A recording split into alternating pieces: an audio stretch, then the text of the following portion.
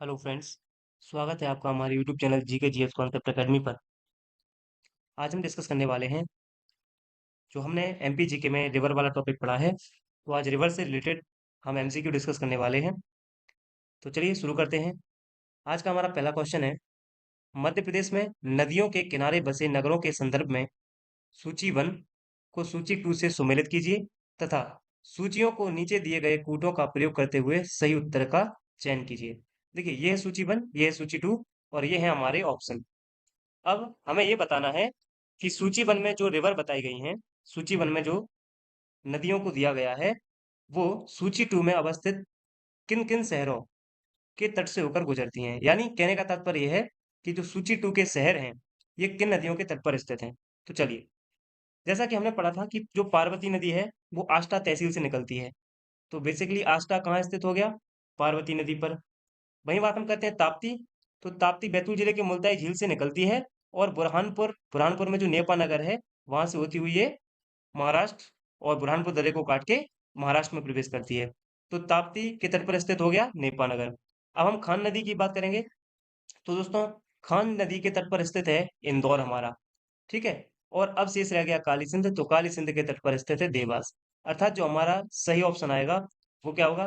पहले का है ब, दूसरे का है अ, खान नदी का है द और काली सिंध का है शा। तो जो भी ऑप्शन इससे मैच कर रहा होगा वो हमारा आंसर होगा। जैसे ब अ द शा, तो ब शा द अ ये नहीं है, ये भी नहीं है, ब अ द शा ये हमारा तीसरा ऑप्शन सही हो जाएगा। तो इस हिसाब से हम कह सकते हैं कि पार्वती नदी के तट पर स्थित है आष्टा, ताप्ती नदी के तट पर स्थित है नेपानगर, खान नदी के तट पर स्थित है इंदौर और काली सिंध नदी के तट पर स्थित है देवास। आई होप ये पॉइंट क्लियर होगा आपको। चलिए नेक्स्ट क्वेश्चन पढ़िए। इसमें लिखा है, किस नगर को नर्मदा कुंडली में घिरती है? कहने का तात्पर्य यह है कि अमरकंटक पहाड़ी, अनूपपुर जिले, पुष्पराजगढ़ तहसील, माई की बगिया, सरस्वती सरोवर के नर्मदा कुंड से एक नदी निकलती है। उस नदी का नाम है नर्मदा। ये है नर्मदा नदी। और इस प्रकार से ये एक कुंडली नुमाकार संरचना बनाकर और इस हिसाब से पश्चिम की ओर प्रवाहित होती हुई और ये जाके कहाँ गिर जाएगी? अरब सागर में।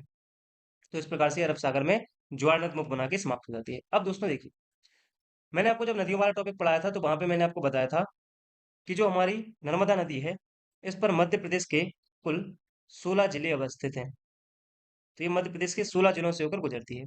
इन्हीं 16 जिलों में जब ये अनूपपुर से निकलती है और डिंडोरी होती हुई ये मंडला में एंटर जब करती है, तो ये रहा मंडला। तो मान लीजिए ये स्टेट हो गया, ये हमारा जिला हो गया कौन सा? मंडला। तो दोस्तों मंडला जिले में ये जो हमारी नर्मदा नदी है, ये मंडला जिले को किस रूपा में, किस रूप में? तो हम कहेंगे कुंडली नुमा संरचना में घेरती है। I hope. तो इसका जवाब क्या होना चाहिए? इसका जवाब है मंडला। तो हमारा राइट आंसर हो जाएगा मंडला। बाकी जबलपुर, होशंगाबाद, नरसिंहपुर ये तीनों ही नर्मदा नदी के तट पर अवस्थित हैं। नेक्स्ट क्वेश्चन है हमारा, नर्मदा जल में हिस्सा है। यानी वो पूछना चाह रहा है कि नर्मदा के जल में किस किस का हिस्सा है। अब हम ऑप्शन को देख लेते हैं। पहला ऑप्शन कह रहा है मध्य प्रदेश, गुजरात, राजस्थान, महाराष्ट्र। दूसरा ऑप्शन है महाराष्ट्र, गुजरात। तीसरा ऑप्शन है मध्य प्रदेश, राजस्थान, महाराष्ट्र। और हमारा चौथा ऑप्शन है मध्य प्रदेश, गुजरात और महाराष्ट्र। तो देखिए दोस्तों, यहाँ पे प्रश्न ये नहीं पूछा गया है कि नर्मदा नदी किन राज्यों में होकर प्रवाहित होती है। प्रश्न पूछा गया है कि नर्मदा का जल में किन किन राज्यों का हिस्सा है, यानी नर्मदा के जल पर किन किन राज्यों का अधिकार है। तो जब मैंने अभी आपको रिवर प्रोजेक्ट का जो टॉपिक कराया है, उसमें मैंने आपको बताया था कि जो नर्मदा विवाद अधिकरण की स्थापना हुई है, ये हुई थी मध्य प्रदेश, राजस्थान, गुजरात और महाराष्ट्र, इन चार राज्यों के मध्य नदी विवाद को सुलझाने के लिए। तो जाहिर सी बात है कि नर्मदा का जो जल है वह मध्य प्रदेश में, राजस्थान में, गुजरात में और महाराष्ट्र में, इन चारों राज्यों में इसका पार्ट सिचुएटेड है। तो हमारा आंसर हो जाएगा पहला, मध्य प्रदेश, गुजरात, राजस्थान और महाराष्ट्र। चलिए नेक्स्ट क्वेश्चन देखते हैं। क्वेश्चन है, प्रसिद्ध सांची नगर तट पर स्थित है। यानी पूछना चाह रहा है वो कि सांची जो है वह किस नदी के तट पर स्थित है। ऑप्शन है आपका, ए ऑप्शन है बेतवा, बी ऑप्शन है नर्मदा, सी ऑप्शन है सोन और डी ऑप्शन है केन। तो बताइए दोस्तों। देखिए, हम सब जानते हैं कि जो हमारी बेतवा नदी है, बेतवा नदी के तट पर ही स्थित है सांची। इसके अलावा दोस्तों बेतवा नदी के तट पर ही स्थित है ओरछा। ये भी एक पवित्र तीर्थ स्थल है, तो ओरछा भी बेतवा नदी के तट पर ही है। इसके अलावा हम और क्या क्या कह सकते हैं, तो ओरछा के अलावा दोस्तों चंदेरी, चंदेरी के अलावा हमारा सांची हो ही गया है। इसके अलावा भोजपुर, भोजपुर और विदिशा, ये भी सब बेतवा नदी के तट पर स्थित है। क्लियर है। चलिए नेक्स्ट क्वेश्चन हम देखते हैं। जो हमारा फिफ्थ क्वेश्चन है वो कह रहा है निम्न में से कौन सी नर्मदा की सहायक नदी नहीं है। इंपॉर्टेंट पॉइंट है ये, नहीं है। तो देखो दोस्तों, हिरण बिल्कुल है, हिरण नर्मदा की सहायक नदी है। हथनी भी नर्मदा की सहायक नदी है। शेर भी नर्मदा की सहायक नदी है। लेकिन पूर्णा नर्मदा की सहायक नदी नहीं। तो फिर, तो दोस्तों जो ये पूर्णा नदी है यह है ताप्ती नदी की सहायक नदी, यह है ताप्ती की सहायक है। ठीक है। तो यहाँ पे जवाब होना चाहिए हमारा क्या, D option, Purna. I hope ये पॉइंट आपको क्लियर होगा। चलिए अब हम देखते हैं नेक्स्ट क्वेश्चन हमारा क्या है। नेक्स्ट क्वेश्चन है हमारा छठवा, जिसमें पूछा गया है मध्य प्रदेश के बाहर नर्मदा नदी की लंबाई कितनी है। अब देखिए ये प्रश्न थोड़ा ट्विस्टेड है दोस्तों। इसमें प्रश्न आपसे ये पूछना चाह रहा है कि मध्य प्रदेश के बाहर नर्मदा नदी की लंबाई कितनी है। अब देखिए सबसे पहले हम देख लेते हैं कि हमारे जो नर्मदा नदी है, जो अनूपपुर जिले से निकल रही है ये नर्मदा नदी, एक सेकंड, जैसे मान लीजिए ये हमारी नर्मदा नदी है जो अनूपपुर जिले से निकल रही है। इस नर्मदा नदी की खास बात है कि इसकी अगर हम टोटल लेंथ की बात करते हैं, कुल लंबाई की बात करते हैं, टोटल लेंथ, अर्थात हम कह सकते हैं कुल लंबाई। तो कुल लंबाई इस नदी की है 13-12 किलोमीटर। यानी प्रारंभ से लेकर अंत तक ये कुल कितने किलोमीटर क्षेत्रफल पे, तो आप बताएंगे 13-12 किलोमीटर का जो एरिया है ये नदी, इसकी इतनी लंबाई है। लेकिन जो ये 13-12 किलोमीटर है ये इसकी मुख्यतः मध्य प्रदेश, गुजरात और महाराष्ट्र, तीन राज्यों में ये फैली हुई है। अब इन तीन राज्यों में हम इसका डिवाइडेशन देख लेते हैं। तो सबसे पहले बात करते हैं हम अपने प्यारे मध्य प्रदेश की।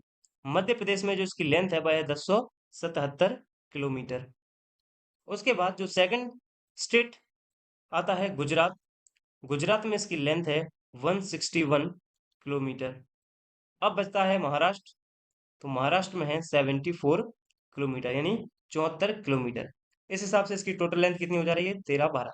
अब प्रश्न पे आते हैं। प्रश्न पूछ रहा है कि मध्य प्रदेश के बाहर, यानी जो हमारा मध्य प्रदेश का डाटा है इसको अगर हटा दिया जाए नर्मदा की टोटल लेंथ में से, तो वो पूछना चाह रहा है फिर नर्मदा की लंबाई कितनी है। तो दोस्तों अगर हम मध्य प्रदेश का क्षेत्रफल हटा दें 1077, तो 161 + 74 अगर हम इन दोनों का इक्वल करेंगे तो आएगा 235 किलोमीटर, यानी 235 किलोमीटर। तो हमारा जवाब क्या होगा, ऑप्शन सी। ये प्रश्न पूछा गया था इसमें। आशा करता हूँ आपको ये पॉइंट समझ में आ गया होगा। तो इस हिसाब से भी आपसे प्रश्न पूछे जा सकते हैं। चलिए अब हम नेक्स्ट क्वेश्चन देखते हैं। सातवां क्वेश्चन पढ़िए। कहा है कि मध्य प्रदेश की नदियों में गहरी चैनलों का गठन मिट्टी की ऊपरी परत को हटा देता है। कटाव के इस प्रकार को क्या कहा जाता है। वो ये कहना चाह रहा है कि जो मध्य प्रदेश में गहरी चैनलें बनी हैं, मतलब चैनल क्या होता है दोस्तों, जैसे मान लीजिए एक नदी बह रही है, फ्लो कर रही है। अब इस नदी में से इसका जल निकाल दिया जाए तो एक आपको चैनल टाइप की, एक नली टाइप का पूरा आपको एक स्ट्रक्चर दिखाई देगा। तो वही पूछना चाह रहा है कि जो मिट्टी की ऊपरी परत हट जाती है इस कटाव को क्या कहा जाता है। तो दोस्तों हम सब जानते हैं इस प्रकार के कटाव को कहा जाता है नाली कटाव, और इंग्लिश में कहते हैं इसको गली इरोजन। क्या कहते हैं, गली इरोजन, गली इरोजन। ठीक है, नली कटाव। तो ये हुआ हमारा सेवेंथ क्वेश्चन। चलिए नेक्स्ट क्वेश्चन हम देखते हैं। नेक्स्ट क्वेश्चन कह रहा है जब हार्ड और सॉफ्ट चट्टाने, यानी जब हार्ड का मतलब है जब कठोर और मुलायम चट्टाने वैकल्पिक व्यवस्थित हों, तब नर्मदा और ताप्ती जैसी नदियां इन चट्टानों के मध्य से प्रवाहित होती हैं और मुलायम चट्टानों को नष्ट करने की कोशिश करती हैं। इस सुविधा को, यानी इस पैटर्न को, इस प्रोसेस को क्या कहा जाता है, ये पूछना चाह रहा हूं। तो देखिए हम कह सकते हैं जब कोई कठोर या मुलायम चट्टान है और नर्मदा और ताप्ती जैसी नदियां इन चट्टानों के मध्य से होकर प्रवाहित होती हैं। तो देखिए, मान लीजिए मैं मान लेता हूं कि ये है हमारा जो है विंध्याचल रेंज, ये है विंध्याचल पर्वत श्रृंखला, और ये है सतपुड़ा पर्वत श्रेणी। अब इन दोनों के मध्य में प्रवाहित हो रही जो नदी है वह है नर्मदा। कौन सी नदी प्रवाहित हो रही है? ये है नर्मदा। क्लियर है?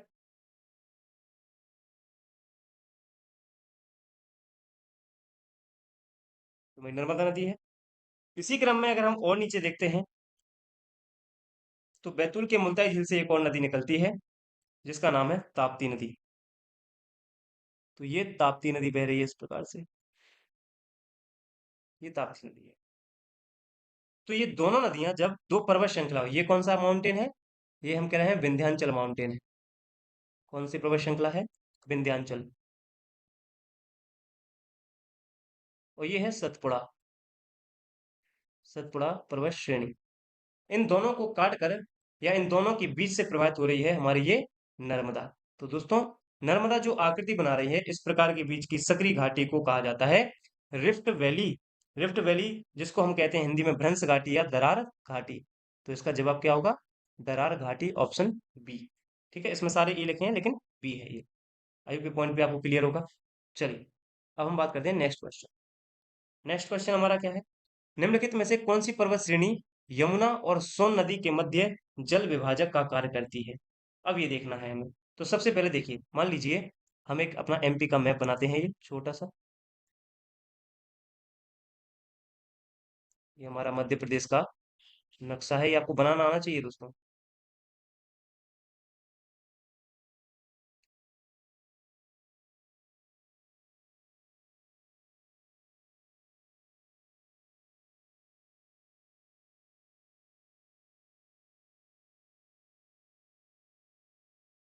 ये हमारा मध्य प्रदेश हो गया। अब देखिए दोस्तों, हम बात करते हैं सबसे पहले एक नदी है जिसका नाम है यमुना। ये निकल रही है यमुना नदी। ठीक है, और यमुना जाके मिल रही है प्रयागराज में, किसमें? गंगा में। तो ये गंगा है। ठीक है, अब इन दोनों नदियों के मैं यहाँ पे नाम लिख दे रहा हूँ। ये कौन सी है? ये है गंगा, और ये है यमुना, यमुना रिवर। अब देखिए, प्रश्न क्या कह रहा है, निम्न में से कौन सी पर्वत श्रेणी यमुना और सोन, अब हमें बात करनी है अपनी सोन नदी की। तो हम सब जानते हैं सोन नदी अनूपपुर जिले से निकलती है यहाँ से, और ये जाएगी इस प्रकार से, और ये जाकर मिल जाएगी गंगा में। और जहां पर ये गंगा में जाके मिलती है उस पर्टिकुलर स्थान को हम सब जानते हैं बिहार की राजधानी पटना। तो ये जो जगह है, ये जगह क्या कहलाती है? इस जगह का हम यहाँ पे नाम लिखते हैं। ये जगह कहलाती है पटना। दोस्तों, ये जो जगह है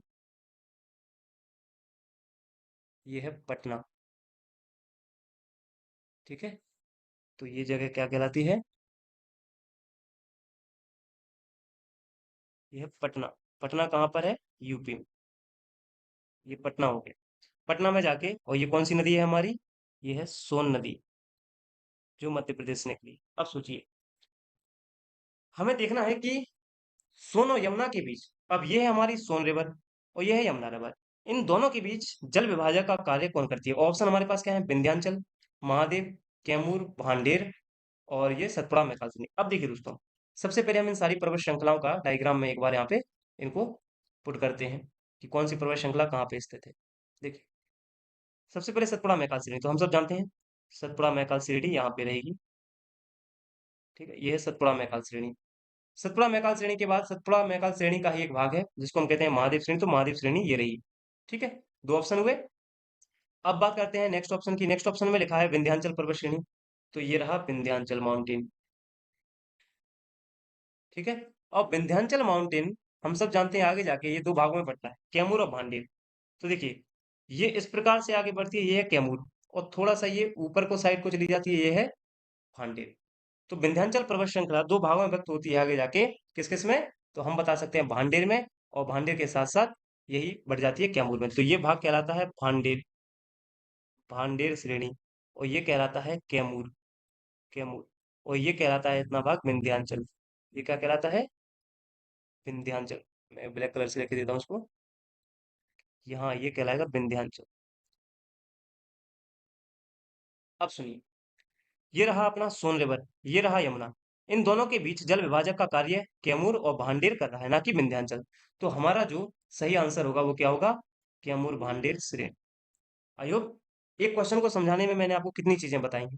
तो इन्हीं चीजों को आपको ध्यान रखना है, तो हम एक क्वेश्चन से लगभग 3 से 4 क्वेश्चन डिस्कस ऑटोमेटिक करते चलेंगे। तो ये वाला भी आपको कॉन्सेप्ट क्लियर हो गया होगा। तो कैमूर भांडेर श्रेणी इसका जवाब होगा। नेक्स्ट क्वेश्चन, 10th क्वेश्चन क्या कहता है, पढ़िए इसको। कहता है मध्य प्रदेश का कौन सा शहर इंडो गंगेटिक मैदान में आता है? इंडो गंगेटिक मैदान में आता है। देखिए दोस्तों, इंडो गंगेटिक मैदान का मतलब समझ लेते हैं थोड़ा हम पहले। ये यमुना है और ये गंगा है, ठीक। और हम सब जानते हैं यहाँ से एक नदी निकलती है जनापा पहाड़ी इंदौर से, जिसका नाम है चंबल। और ये चंबल कुछ इस प्रकार से जाती हुई और किस में मिल जाएगी? उत्तर प्रदेश इटावा में, यमुना में मिल जाएगी। अब हमारे ऑप्शन पे पहले गौर करना है हमें। ऑप्शन में हमारे पास है क्या क्या? जबलपुर, भोपाल, इंदौर और ग्वालियर। अब देखिए मैं आपको यहाँ पे बता, ये है पर्टिकुलर जगह इंदौर। इंदौर से निकल रही है कौन सी नदी है? चंबल। ये रही यमुना और ये रहा गंगा, ठीक है। ये अपना स्ट्रक्चर हम सब जानते हैं। यहाँ स्थित है भोपाल, ये हो गया अपना भोपाल। भोपाल के बाद ऑप्शन में है जबलपुर, तो हम जबलपुर को थोड़ा यहाँ पे ले लेते हैं। ये हो गया मान लो जबलपुर अपना एमपी में। और एक ऑप्शन है अपना जबलपुर हो गया, भोपाल हो गया, इंदौर और ग्वालियर। और यहाँ पड़ता है आपका लगभग ग्वालियर। अब देखिए प्रश्न क्या कह रहा है, इंडो गंगेटिक मैदान में। तो देखिए दोस्तों, अगर आप इस डायग्राम से देख पा रहे हैं तो ये गंगा है। और गंगा यमुना मतलब इस क्षेत्र में अपना कुछ मैदान बनाती होंगी इस टाइप से, जैसे लश्कर का मैदान है, चंबल और यमुना मिलके बनाती हैं। ये मान लो वो गंगा इंडो गंगेटिक मैदान। तो अब देखिए आप खुद ही इंडो इंडो गंगेटिक मैदान में क्या क्या नहीं आ रहा है। तो हम देख पा रहे हैं इंडो गंगेटिक मैदान में इंदौर नहीं आ रहा है, भोपाल नहीं आ रहा है, जबलपुर नहीं आ रहा है। आ कौन सा रहा है? ग्वालियर। तो इसमें भी जो हमारा जवाब होगा वो क्या होगा? ग्वालियर। तो ये हमारा सही आंसर होगा, ठीक है।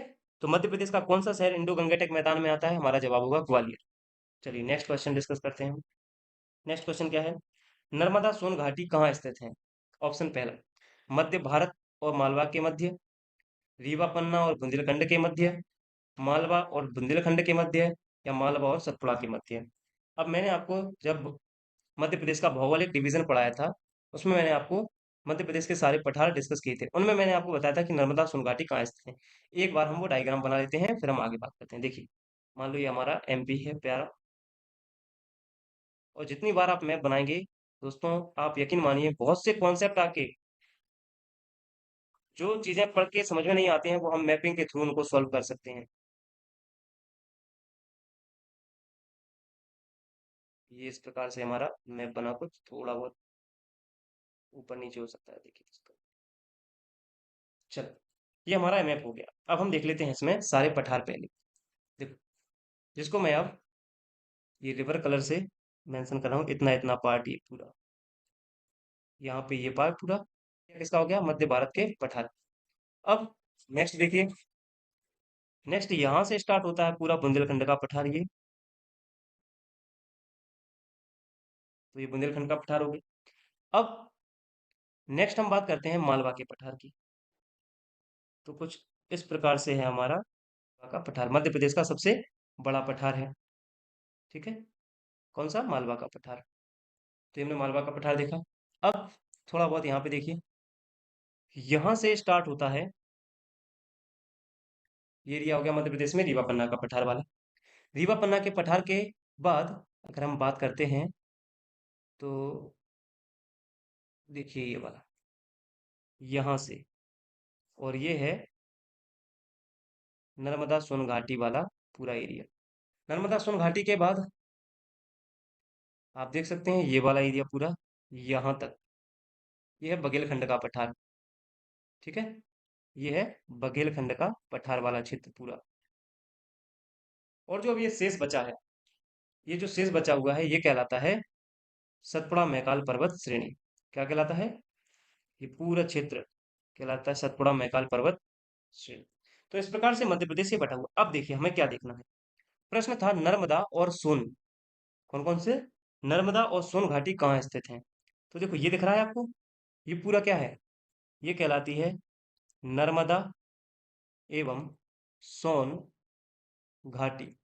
यही है नर्मदा एवं सोन घाटी। अब ये किस किस के बीच में स्थित है, ऑप्शन के थ्रू हम जाने का प्रयास करते हैं। जैसे पहला ऑप्शन पढ़ते हैं, पहला ऑप्शन क्या कह रहा है, मध्य भारत और मालवा। अब देखिए ये रहा मध्य भारत पूरा, ठीक है, ये पूरा मध्य भारत, और ये है मालवा। क्या इन दोनों के बीच है, नहीं है, तो पहला ऑप्शन भी गलत है। अगला है रीवा पन्ना के पठार बुंदेलखंड के पठार, ये है बुंदेलखंड का पठार, बुंदेलखंड, और ये है रीवा पन्ना का पठार। क्या इन दोनों के बीच है, नहीं है, तो ये भी ऑप्शन अपना क्रॉस होता है। अगला पढ़िए, मालवा और बुंदेलखंड के मध्य, तो ये मालवा ये बुंदेलखंड क्या इन दोनों के बीच में है, तो ये भी हमारा नहीं। अब लास्ट पढ़िए, मालवा और सतपुड़ा के मध्य, तो ये रहा मालवा और ये रहा सतपुड़ा, और इन दोनों के मध्य कौन सी घाटी, नर्मदा घाटी, यानी हमारा राइट आंसर क्या हो जाएगा, डी यहाँ पे। तो हम कहेंगे मालवा और सतपुड़ा के। 11 क्वेश्चन क्या था, कैसे पढ़ना था, समझ में आ गया ये वाला क्वेश्चन। चलिए अब नेक्स्ट देखते हैं। नेक्स्ट क्वेश्चन है, कुमारी नदी का उद्गम स्थल निम्नलिखित में से कौन सा है। अब कुमारी नदी का उद्गम स्थल बताना है आपको कि इन सभी में से कौन सा है। जैसे पहला ऑप्शन क्या है, विंध्य कगार के उत्तरी ढाल से। दूसरा ऑप्शन क्या है, मुल्ताई के उत्तर पूर्व में वर्धा से। तीसरा है शिवपुरी पठार से। और चौथा है परसबाड़ा पठार से। ये आपको ध्यान रखना है। तो देखिए दोस्तों, हम सब जानते हैं जो कुमारी नदी है, कुमारी नदी निकलती है शिवपुरी पठार से। कहाँ से निकलती है, शिवपुरी पठार से निकलती है कुमारी नदी। तो इसका जवाब हो जाएगा शिवपुरी पठार। चलिए नेक्स्ट क्वेश्चन। नेक्स्ट क्वेश्चन कह रहा है निम्नलिखित में से सही कथनों पर विचार कीजिए। पहला कथन क्या है, पहला स्टेटमेंट पढ़ते हैं। तो पहला स्टेटमेंट कह रहा है कि मध्य उच्च प्रदेश का ढाल गंगा बेसिन की ओर है। अभी देखते हैं हम। दूसरा स्टेटमेंट पढ़िए, मध्य प्रदेश की विंध्यन, भांडेर और कैमूर श्रेणी से निकलने वाली नदियों का प्रवाह दिशा दक्षिण की ओर है। इसको अभी देखते हैं। और थर्ड स्टेटमेंट है, मध्य प्रदेश के अपवाह तंत्र में विंध्यन और सतपुड़ा जल विभाजक का कार्य करती हैं। ये तीन स्टेटमेंट हैं, और इन ऑप्शन के थ्रू आपको बताना है कि कौन सा स्टेटमेंट सही है। यानी पहला ऑप्शन कह रहा है एक और दो, यानी पहला स्टेटमेंट और दूसरा स्टेटमेंट सही है। दूसरा ऑप्शन कह रहा है दो और तीन, यानी दूसरा और तीसरा ऑप्शन सही है। सी ऑप्शन कह रहा है पहला और तीसरा, और लास्ट ऑप्शन कह रहा है कि तीनों। अब हमें इसी को समझना है कि इसका सही आंसर क्या होगा। चलिए देखते हैं। सबसे पहले हम इसको डायग्राम के रूप में समझने का प्रयास करते हैं, और फिर देखते हैं कि आखिरकार प्रश्न का हम जवाब देंगे कैसे। पहले एक मैप बनाते हैं।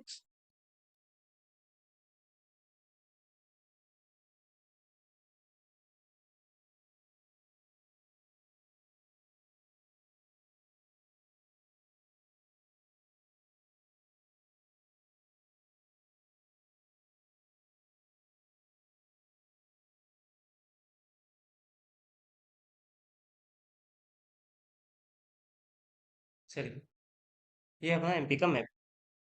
बताना क्या है कि मध्य प्रदेश की उच्च प्रदेश की ढाल गंगा बेसिन की ओर है, मध्य उच्च प्रदेश। अब देखिए सबसे पहले हम कुछ नदियां देख लेते हैं। जैसे यहाँ इंदौर से निकली एक नदी, और ये इस प्रकार से जाएगी और शिवपुर होती हुई, शिवपुर मुरैना भिंड होती हुई आगे जाके किसमें मिल जाएगी, ये यमुना में। एक नदी ये हुई हमारी। चलिए और नदी देख लेते हैं हम। अब यहाँ पे इसी चंबल की कई सहायक नदियां हैं। उन सहायक नदियों की हम बात कर लेते हैं। जैसे आके कुछ यहाँ पे मिलेगी, फिर एक दो सहायक नदी यहाँ पे आके मिलेंगी चंबल की। ठीक है, एक नदी इस प्रकार से जाएगी और यहाँ पे जाके यहाँ पे मिलेगी। ठीक है, कुछ डायरेक्ट यहाँ से निकलेंगी नदियाँ, यहाँ पे जाके हमीरपुर उत्तर प्रदेश में जाके मिल जाएंगी। ठीक है, कुछ नदियाँ जाके डायरेक्ट गंगा में मिलेंगी, आगे हम देखेंगे। ठीक है, ऐसे ही तो और नदी हैं जो गंगा में मिलेंगी, इस प्रकार से ये जाके गंगा में मिलेगी। और गंगा मुख्यतः कहाँ से आ रही है, ये हम भी देख लेते हैं। ये आ रही है गंगा, ये है यमुना। ठीक है, और ये हमारी सारी नदियाँ जाके किस में मिल रही हैं, गंगा में जाके मिल रही हैं। ये है। ठीक, उसके बाद ये हमारी मुख्य नदी है नर्मदा, नर्मदा बह रही है ये, नर्मदा। और इस प्रकार से ये ताप्ती यहाँ से निकलती है, और ये ताप्ती बुरहानपुर दरे को काटती है। अब ये डायग्राम बन गया अपना पूरा। अब देखते हैं। सबसे पहले आपको ये ध्यान रखना होगा कि जो हमारा ये पूरा क्षेत्र है यहाँ से और इतना, ये आता है मध्य भारत के पठार के अंतर्गत, इतना इतना एरिया। उसके बाद नेक्स्ट हम बात करते हैं। तो ये एरिया अपना यहाँ से स्टार्ट होता है, और ये पूरा मालवा का पठार वाला एरिया है पूरा। मालवा के पठार के बाद अगर हम ये वाला पॉइंट पूरा देखते हैं, ये तो ये कहलाता है अपना बुंदेलखंड का पठार वाला एरिया। ये इतना बुंदेलखंड के पठार के ही जस्ट पूर्व में है यहाँ पे, अगर आप देखोगे ये है रीवा पन्ना का पठार। रीवा पन्ना के पठार के बाद अगर हम थोड़ा सा और यहाँ पे एक नजर डालते हैं, तो ये पूरी आ रही है आपकी नर्मदा सोन घाटी। और नर्मदा सोन घाटी के ठीक नीचे ही स्थित है आपका सतपुड़ा मैकाल पर्वत श्रेणी। और सतपुड़ा मैकाल पर्वत श्रेणी के ही पूर्व में यहाँ पर स्थित है बागिलखंड का पठार। तो ये पूरे अपने पहले पठार। अब देखिए प्रश्न क्या कहता है, प्रश्न के आधार पे मध्य उच्च प्रदेश की ढाल गंगा बेसिन की ओर है। क्या मध्य उच्च प्रदेश, तो यह है मध्य उच्च प्रदेश पूरा अपना। अच्छा, मध्य उच्च प्रदेश में आप सब जानते हो इसमें आता है मालवा का पठार, इसी में आता है बुंदेलखंड का पठार, इसी में आता है आपका रीवा पन्ना का पठार, इसी में आपका आ जाएगा नर्मदा सोन घाटी, और इसी में आपका आ जाएगा मध्य भारत का पठार। ठीक है, तो ये पांचों पठार को मिला के कहा जाता है मध्य उच्च प्रदेश। तो बेसिकली इन सभी प्रदेश की नदियां आप देख रहे हो या तो यमुना में जाके मिल रही हैं या फिर गंगा में जाके मिल रही हैं। तो पहला ऑप्शन हमारा सेटिस्फाई है। दूसरा ऑप्शन पढ़िए, मध्य प्रदेश की विंध्यन, भांडेर और कैमूर श्रेणी। तो मान लो ये विंध्याचल श्रेणी है, ये भांडेर श्रेणी है, ये कैमूर श्रेणी है, से निकलने वाली नदियों का प्रवाह दिशा दक्षिण की ओर है। यानी यहाँ से कोई नदी दक्षिण की ओर दिख रही है आपको? नहीं, सारी नदियां उत्तर की ओर जा रही हैं। तो दूसरा स्टेटमेंट गलत हो जाएगा। तीसरा स्टेटमेंट पढ़ते हैं, मध्य प्रदेश के अपवाह तंत्र में विंध्यन और सतपुड़ा जल विभाजक का कार्य करते हैं। अब देखिए, यह है विंध्याचल पूरी पर्वत श्रृंखला, यह है सतपुड़ा। तो जाहिर सी बात है ताप्ती नदी का जल नर्मदा से अलग है, नर्मदा का जल चंबल से अलग है, तो बिल्कुल ये दोनों वाटर डिवाइडर यानी जल विभाजक का कार्य करते हैं। तो तीसरा ऑप्शन भी हमारा सही होगा। इस प्रकार से हम कह सकते हैं कि पहला और तीसरा सही है, तो पहला और तीसरा सी वाले ऑप्शन में है। तो हमारा आंसर क्या हो जाएगा? Option number C. Option number जो है अपना क्या हो जाएगा? ये सी। ठीक है, तो प्रश्न कुछ हमें इस हिसाब से करने रहते हैं। बस सर बस अपने दो क्वेश्चंस और हैं, दो क्वेश्चंस के बारे में और डिस्कस करते हैं। चलिए, अब ये क्वेश्चन क्या कह रहा है उसी टाइप का है, पढ़िए। कहता है कि निम्नलिखित कथनों पर विचार करना है। करिए, पहला, मध्य प्रदेश के अपवाह तंत्र के निर्माण में विंध्यन एवं सतपुड़ा श्रेणियों ने जल विभाजक की भूमिका निभाई है। पहला पॉइंट लग तो रहा है, बिल्कुल निभाई है। दूसरा पॉइंट, मध्य उच्च प्रदेश यानी मालवा पठार, रीवा पन्ना का पठार, नर्मदा सोन घाटी, है ना, मध्य भारत का पठार, बुंदेलखंड का पठार, ये सब मिला के तो मध्य उच्च प्रदेश की समस्त नदियां विंध्यन, भांडेर और कैमूर श्रेणियों से निकलकर उत्तर की ओर प्रवाहित होती हैं। ये बिल्कुल सही स्टेटमेंट, बिल्कुल सही है। तो उपरोक्त कथनों में से कौन सा सही है? आई होप इसका आंसर ये होना चाहिए, एक और दो दोनों, सी ऑप्शन। ठीक है, तो इसका आंसर क्या हो जाएगा? सी, एक और दो दोनों। क्योंकि अधिकांश नदियां हम सब जानते हैं उत्तर की ओर प्रवाहित हो रही हैं इस प्रकार से, या तो यमुना में जाके मिल रही हैं, या चंबल में जाके मिल रही हैं कुछ नदियां, या ये डायरेक्ट गंगा में जाके मिल रही हैं। ठीक है, तो ये अपना सी ऑप्शन सही हुआ। चौदहवें क्वेश्चन का लास्ट क्वेश्चन है अपने आज के इस लेक्चर सीरीज का। प्रश्न है, सहायक नदियां और उसकी मूल नदी से मिलाना है, पूछा गया है। तो बताना है क्या हिरण, हिरण की सहायक नदी क्या है? तो हम सब जानते हैं हिरण किसकी सहायक नदी है? हिरण है नर्मदा की सहायक नदी। तो हिरण मिलेगी किससे? नर्मदा से। उसके बाद बनास, अगर हम बनास की बात करते हैं तो दोस्तों ये वाली बनास है जो राजस्थान से आती है, तो ये है चंबल की सहायक नदी बनास। उसके बाद जोहिला, हम सब जानते हैं जोहिला, बनास, गोपद, ये जो बनास बोली है ये सोन की सहायक नदी है, लेकिन यहाँ पे बात करिए जोहिला की। और खान, खान है दोस्तों क्षिप्रा की सहायक नदी। तो हमारा ऑप्शन क्या होगा? ए का क्या होगा? ए का आंसर आएगा दो, बी का आएगा तीन, सी का आएगा चार, और डी का आएगा वन। तो दो तीन चार एक, दो तीन चार एक, हमारा ऑप्शन नंबर है बी। तो दोस्तों आज के लेक्चर में हमने 15 क्वेश्चंस डिस्कस किए, जो कि डिटेल हमने एनालिसिस देखा सभी क्वेश्चंस का। इसकी पीडीएफ आपको मेरे टेलीग्राम चैनल पे मिलेगी, जिसका लिंक डिस्क्रिप्शन बॉक्स में है। तो वहां पर जाकर आप टेलीग्राम को विजिट कीजिए। और ये वीडियो आपको पसंद आई हो तो दोस्तों वीडियो को लाइक करें, कमेंट करें, ज़्यादा से ज़्यादा इस वीडियो को अपने दोस्तों के साथ शेयर करें। Thank you.